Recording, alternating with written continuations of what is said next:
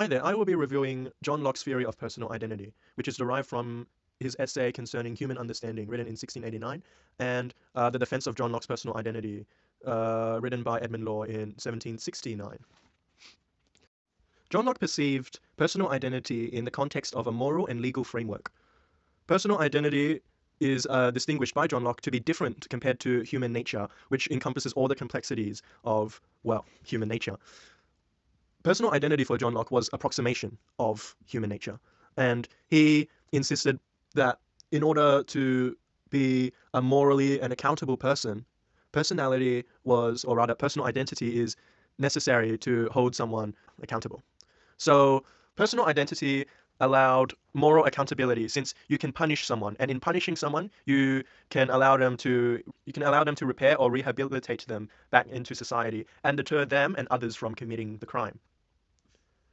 In essence, personal identity for John Locke is a sort of personal responsibility, which holds people into which holds people accountable for their mistakes. John Locke believed that personal identity depended solely and heavily on memory. And if someone could remember their past actions, then they could be punished. And if they had the intention of doing such action, they could be punished. Now, you might see this as a issue, especially when people commit crimes that they don't remember, or when any criminal could say that I don't remember doing this.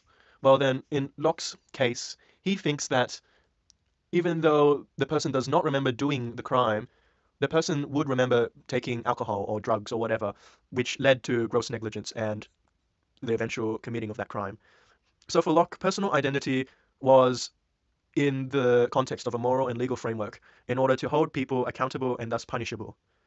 And yeah, that's basically how he saw it in a pragmatic sense, that it was a practical idea as opposed to philosophers like Descartes who keep on looking at essences. For Locke, it was all about how could we use these concepts that we develop in philosophy. Thank you for watching.